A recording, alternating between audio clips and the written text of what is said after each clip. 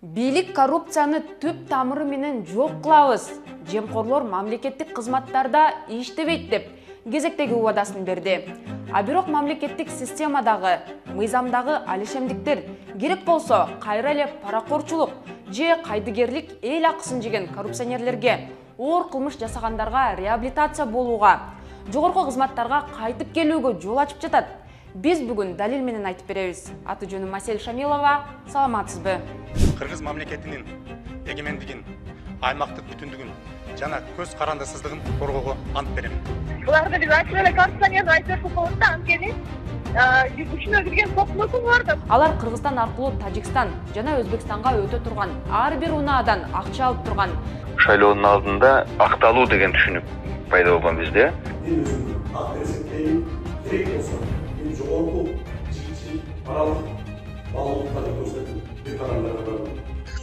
Коомчулуктагы шайлоо учурунда эргеп тандап коррупционерлерди шайлабашы керек деген ойдомун. Эмнеге? Көчөдөгү чөнтөкчү капчык же телефонуңузду уурдашы мүмкүн. А бирок кабинетте жылуу креслодо отурган коррупционер депутат сиздин балдарыңыздын келечегин жейт. Ошон үчүн мыйзамда коррупция оор кылмыштарга кирет. Ага карабай чоң коррупционерлер Ак үйдүн төрүндө депутат болуп отурат. Бул Нурлан Ражабалиев менен Абдывахап Боронбаев. Бул экөөнү биз ачык эле коррупционер деп атасак болот. Анткени Ражабалиев менен Боронбаев коррупция кылганын сотто мойнуна алып, бири 12 миллион, экинчиси 8 миллион сом мамлекетке төлөп кутулган. Бул эки депутат Раим Матраимов менен бирге Кыргызстан аркылуу Тажикстан жана Өзбекстанга өтө турган ар бир машинадан акча алып турганы аныкталган. Аларды айыптаган соттун чечиминде, мисалы, жашылча жемиш жүктөгөн жүк ташуучу автоунаадан $100-300, жабдык жүктөп келе жаткандардан $200-500, күнүмдүк керектелүүчү товар жүктөгөн машинадан $1000-1800 чейин алып турушканы жазылат. Ошондо орточо ар бир машинадан $500-дан $1000 чейин кырып турушкан. Бирок андан 9 ай убакыт өткөндөн кийин эле парламентке депутат болуп келишти. Кантип мындай болуп калды? Анткени мыйзам жол бербейт эмес беле. Кыргызстандын жазык кодексинин 336 беренесинде коррупция кылгандар, мыйзамсыз байып, мамлекетке зыян алып келгендер 15 жылга чейин камалары так жазылат. Анда элдин чөнтөгүнө кол салгандардын мал мүлкү мамлекетке өтүп, бери жагы 3 жылга чейин мамлекеттик кызматка бара албай турганы бажырайып жазылып турат. Бирок Борбордук шайлоо комиссиясы Ражабалиев менен Боронбаевди соттуулугу жоюлган деп депутаттыкка талапкер болууга укук берген. Бул экөө соттуулугун 1 жылга жеткирбей, кантип жойгонун БШК териштирген да эмес. Ошол учурда алар кандай жол менен шайлоого бара жатканына эл дагы кызыккан, суроолор жаралган. Албетте, мыйзамда соттуулукту жоюунун өзүнүн эрежелери бар. Ал ошол эле жазык кодексинде жазылган. Соттуулукту жоюу үчүн жаза аткарылгандан кийин жок эле дегенде 3 жыл өтүш керек деп турбайбы? Ражабалиев менен Боронбаев 2021 жылдын февралында соттолгон. Анан ошол эле жылдын декабрында шайлоого аттанышкан. Конституциялык соттун мурдагы судьясы Клара Соронкулова Ражабалиев менен Боронбаевдин соттуулугу коррупция жолу менен жоюлуп кеткен деп шектенет. Буларды биз ачык эле коррупционерди айтып коебуз да, анткени күчүнө кирген топтолук бар да, булар мойнуна алган да коррупциянычы. Мыйзамдуу түрдө 260 миң сом айып салынгандагы, бирок булар кандайдыр бир жол менен ошончо кызыкта булар оор кылмышка айыпталып аткандан кийин, мисалы соттуулугу 7 жылдары жоюлуш керек эле да. А булар болсо кандайдыр бир жол менен соттуулугу жоюп кетип атат дагы, булар немеге катышып калып атат да. Неме шайлоогочу. Сиз айтыптыр, мына бизге эмнеден кагаз келди, буну соттуулугу жок деген кагаз келди депчи. Анан мен ошондо билгөмдө эми Ражабалиев соттолуп атканын кыргызстандары билет. Ошондо тükeni дагы тükede эле жок да, формально кагаз келип аткандан кийин каттады да, бирок ошондо дагы териштириш керек эле да. Бул кандайча эки эле соттолуп аткандан бул кандайча соттуулугу жоюлуп кетет деген маселе коюлуш керек эле дагы, текшерилиш керек эле да. А бирок чындап эле жоюлуп кетиптир. Бирок ал мүмкүн эмес да, мыйзам боюнча мүмкүн эмес да. Жоюшкан булар, жоюшкан, бирок ал жерде да коррупциялык жол менен жоюлган да. Анткени кечээ эле соттолуп аткандан кийин кантип эле бүгүн шайлоого катышып калышы. Бул жерде эң негизги проблема өзүбүздө болуп атпайбы? шайлоо коррупциясына да коррупция менен күрөшөбүз деп коебуз. Барысы коррупционер болуп кетпедик да. Жанагы акча алып туруп шайлаган бул коррупционер эмне? Биз деле таза эмеспиз. Ошол акча алып шайлап аткан шайлоочулардын баары жеткен коррупционердер. Болуп аткан азыр мамлекетте болуп аткан нерсенин баары ошолордун кесепети менен. Ал эми саясат талдоочу Эмил Жороев соттолгондор алдын ала акталып алып, анан шайлоого аттанарын айтты. Мындай учурлар мыйзамдын чабалдыгы, сот органдарынын, адилеттүүлүк органдарынын, коомчулук, эл алдындагы жоопкерчилиги алсыз мамлекет катары таанытарын билдирди. Соттолуп, сот чечими боюнча ошо коррупция болобу же башка оор кылмыш мойнуна илинген, коюлган кишилер негизи мыйзам боюнча шайланууга укугу жок, өйлөкүлүк катары. Бирок ошондойлор шайлоонун алдында акталуу деген түшүнүк пайда болгон бизде. Кандайдыр бир себептер менен ошол эмесин ага чейин сот тарабынан коюлган күнөөсүн, жазасын жокко чыгарып алышат. Анан ошо шайланып келип атышат. Андайлар керек болсо кээде ошол аз эле 1-2 жылдын ичинде гана орун алып калып атат. Эгер ошол бир 10-20 жыл мурда болду, кандайдыр бир майда барат, жаза берилген болчу деген болсо башка жөн болмок. Бир канча депутаттарыбыз коррупция боюнча же кызматынан одоно мыйзамсыз колдонуу деген сыяктуу берүүнүлөр боюнча жазаланып, анан 1 жыл 2 жылдын ичинде эле ошол жазасын жокко чыгартырып, акталды деген кайра шайлоого катышып келишкен. Анын баары элдер да билет, өздөрү да билет. Келип эле ошондой берүүнү менен соттолгон кишилер парламентте албетте эч камарабай коррупция жөнүндө, мыйзамдуулук жөнүндө ар кандай сөздөрдү сүйлөп отурушат. Кайсыл жерде гана болбосун ошол мыйзамдуулук чабал болсо, мыйзамдын үстөмдүгү алсыз болсо, анан ар кандай ошол бийлик органдарынын, сот органдарынын, адилеттүүлүк органдарынын коомчулук эл алдындагы жоопкерчилиги алсыз болсо, андай дайым болуп келген нерсе. Тилекке каршы, так ошонун негизинде биз мисалы үчүн кээ бир мамлекеттерде ошол демократиялык эмес, мыйзам үстөмдүгү орун албаган ошондой мамлекеттер деп тааныйбыз. Бул маселе кээ бир депутаттарды деле түшөлткөн. Быйыл жогорку кеңеште коррупция боюнча соттолгондорго мамлекеттик кызматтарда иштөөгө тыюу салуу тууралуу мыйзам сунушталган. Бул мыйзам долбоору боюнча соттолгондор да, соттуулугу жоюлгандар деле. Кыскасы, жемкорлор президенттикке жана депутаттыкка шайлана албайт эле. Алар үчүн ак үйдүн эшиги түбөлүккө жабылмак. Мыйзамдын демилгечилеринин бири, жогорку кеңештин депутаты Медер Алиев, бул демилге жогорку кеңеште колдоо таппаганын билдирди. Бизде эгер адамдын соттолгондугу погашына судимость болсо, мыйзамда жол берилген да, же сот аркылуу акталып чыкса, кайра шайлоого катышуу укуктуу.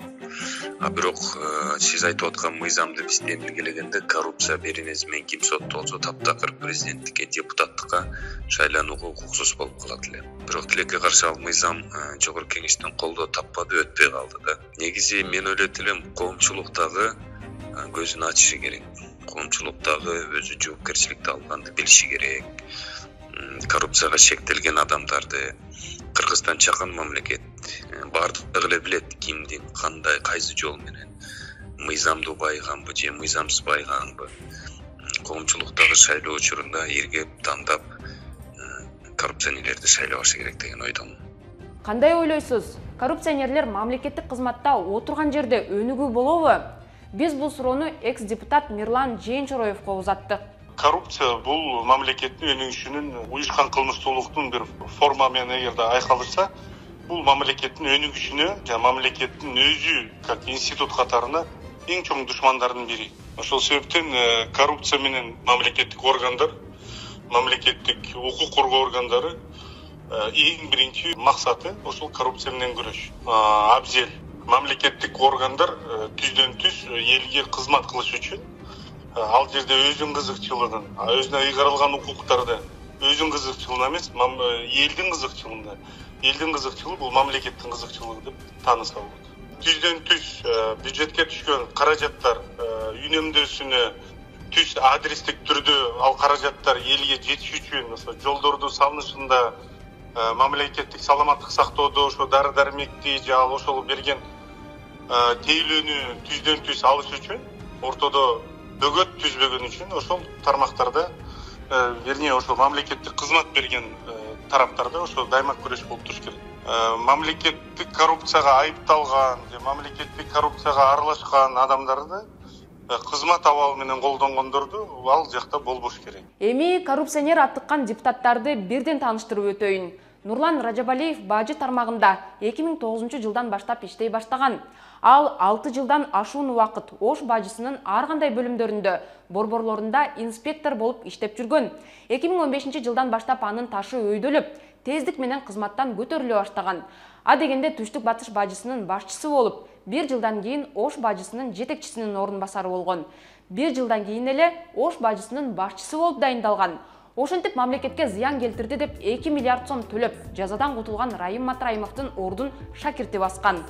Ошол учурда Матраимов жеген миллиондордун изи аныкталып, коррупциялык схемасынын бети ачылып турган чакта кайра эле Ражабалиевдин дайындалышы сын пикирлерге, коррупция боюнча дооматтарга жем таштады. Ошондо Ражабалиевдин бажы кызматынын башчысы кызматына чейин тааныш, таасири жок өз күчү менен жеткенине эч ким деле ишенген эмес. Аны футболду жакшы ойногону үчүн бажыга Матраимов алып келип, эми анын колу аркылуу абалды көзөмөлдөөнү көздөп жатканы шибегени капка каталбагандай эле айкын болчу. 2020 жылы Улуттук коопсуздук мамлекеттик комитети бажы кызматынын мурдагы төрага орун басары Райымбек Матраимовду кармап, анын 2015 жыл менен 2017 жылдар аралыгында түзгөн коррупциялык ири схемасына Нурлан Ражабалиев менен Түштүк Чыгыш бажысынын мурдагы жетекчиси, азыркы 7-чакырылыштын дагы бир депутаты Абдыбахап Боронбаев да аралашканын аныктаган. Абдыбахап Боронбаев тууралуу бир азырактан кийин сөз улайбыз. Азыр мен булар жасаган коррупциялык иштерди эсиңизге салам. Матраимов бажыда орун басар болуп турган чагында Ражабалиев Түштүк Батыш бажысынын башчысы болсо, Боронбаев Түштүк Чыгыш бажысын жетектеген. Алар Кыргызстан аркылуу Тажикстан жана Өзбекстанга өтө турган ар бир унаадан акча алып турган. 1-Май райондук сот 2021 жылдын 27 январында чыгарган чечиминде Ражабалиев Матраимовдун коррупциялык схемасына түздөн түз байланышы болгону жазылат. Ошондой эле жүктүн түрүнө жараша ар бир унаадан жолтоосуз өтүү үчүн пара алып турушкандары аныкталган. Ошондо орточо ар бир унаадан $500 $1000 чейин кырып турушкан. Ошондой эле документте Райымбек Матраимов баш болуп, Нурлан Ражабалиев катышкан функционалдык коррупциялык схемадан мамлекеттин жана коомдун кызыкчылыгына коркунуч жаралганы бажырайып жазылып турат. Нурлан Ражабалиев коррупциялык жол менен түшкөн каражаттан 12 миллион сом алганын тергөө көрсөткөн. Ошентип ал мамлекетке келтирилген зыяндын ордун толтурдум деп 12 миллион сом, андан кийин сот чечими менен дагы 260 000 сом төгүп кутулган. Башкача айтканда, ал коррупционер экенин мойнуна алган. Ошентип январь айында коррупция беренеси менен соттолгон Нурлан Ражабалиев ноябрда депутаттыкка шайлоого аттанды. Ражабалиев номер 2 бир мандаттуу Баткен округунан 6556 добуш менен депутат болду. Анткени менен бул шайлоо да чыр менен коштолуп, Ражабалиевдин атандаштары шайлоонун жыйынтыгын тааныбай турганын айтып чыккан. Алар Баткендеги шайлоо таза өтпөгөнүн, добуштар бурмаланып кеткенин билдиришкен. Шайлоо учурунда Баткен медиа борбору талапкерлер арасында дебат уюштурган. Анда Наманжан Аркабаев Нурлан Ражабалиевке соттолгон адамдын депутат болууга моралдык укугу барбы деген суроону кабыргасынан койгон. Анда Ражабалиев былк этпестен мен жигитчилик кылдым, эл алдында акмын деген. Мен өзүмдүн ак пересектейм, керек болсо мен жогорку жигитчилик моралдык баалуулуктарды көрсөтүп бир кадамдарга барам. Ражабалиев депутат болгондон кийин деле Матраимов менен байланышын үзгөн жок. Алсак ушул эле жылдын 27 августунда муфтияттын жаңы имаратынын ачылышы болгондо ага жанаша басып, жакшы көрүнгүсү келген бир топ экстер менен депутаттарды көргөнбүз. Алардын катарында Нурлан Ражабалиев дагы бар эле. Эми Ташиев Матраимовду мафия деп, уюшкан кылмыштуу топ, коррупция менен байланышы барлар тазаланат деп катуу убада кылды. Убаданын өтөөсүнө чыгат деп ишенип туралы. Ал арада биз депутат Нурлан Ражабалиевдин өзүнө чалдык. Матраимов мафия түздү деп, Ташиев аны менен байланышы бар болгондорду өздөрү эле кызматтан кетсин деп айтты да. Анан сиз мандатыңызды тапшырасызбы? Жок, тапшырбайм. Ошондо эми ушул азыр Матраимов мамлекеттин казынасына кол салганын мойнуна алды да. Анан сиз дагы анын мафиясына тиешиңиз бар экенин баардыгыбыз эле билебиз. Мындай кылбайлыбы? Атыңыз ким дедиңиз? Асель. Асель, мен ушуга комментарий бербей эле коеюнчу. Эмнеге? Жөн эле. Эмнеге себебин түшүндүрсөңүз? Жөн эле комментарий бербей эле коеюнчу. Сиз азыр ошол жерде депутат болуп отурганга моралдык укугум бар деп эсептейсизби? Ооба, эсептеймин. Андан ары комментарий бербей эле коеюн, Себебин түшүндүрсөңүз. Нурлан мырза. Өзүңүздөр көргөндөй Нурлан Ражабалиев биздин суроолорубузга жооп берүүдөн баш тартып, бул боюнча комментарий бере албайм деп телефонду өчүрдү. Ражабалиевго мейли анча-мынча маселе көтөрүп калат. Андан айырмаланып такыр эле ооз ачпаган, көз көрүнөрлүк маселе көтөрбөгөн, башкача айтканда балык депутат Абдыбахап Боронбаевди айтуунун кезеги келди. Ал убагында Матраимовдун оң колу саналчу. Боронбаев бийликчил Атажурт Кыргызстан партиясынан депутат болду. 55 жаштагы эл өкүлү эмгек жолун Оштогу керек жарак коомунда баштап, 1996 жылдан бери эле бажыда ар кайсы кызматты аркалаган. Түштүк жыгыш бажысын жетектеген. Дал ушул кызматта турганда коомчулукка аты чыккан. Анын 5 февралда чыккан сот актысында мамлекеттин казынасына кол салган Матраимов менен ортоктош болгону жазылган. Документте Боронбаев 2015 жылдан 2016 жыл аралыгында бажыда башчы болуп турган учурунда коррупциялык схеманы иштетип, көмүскө астында киреше көрүп, мыйзамсыз байыганы, муну менен мамлекетке зыян келтиргени көрсөтүлгөн. Ошентип Абдыбахап Боронбаев мамлекетке 8 миллион сом төлөп кутулган. Боронбаев депутат болуп келгени бир демилге айтып, же элдин көйгөйүн козгогонун уккан жокпуз. Негизи шайлоодо талапкерлер элдин астына чыгып, программасын айтып, ар кандай убадаларын берип, элдин ишенимин алгысы келет. Биз Атажурт Кыргызстан партиясынын социалдык тармактардагы баракчаларынан карап, Боронбаевдин деги бир шайлоочулар менен жолукканын же сүйлөгөнүн көрө албадык. Мандат алып ант бергенден башка эч бир кабар учурата алган жокпуз. Мен тарых таржымалын башынан баяндаган бул эки депутат коррупция менен соттолуп, мамлекетке чыгым келтиргенин мойнуна алган адамдар. Экөө кантип депутат болуп калды? Биз Абдыбахап Боронбаевке чалдык. Сиз эми түштүк чыгыш бажысын жетектеп отургансыз, анан кийин Матраимов менен байланышыңыз бар экени, коррупциялык иштерди чогуу жасагандарыңыз сотто дагы далилденген. Сиз мандатыңызды тапшырасызбы?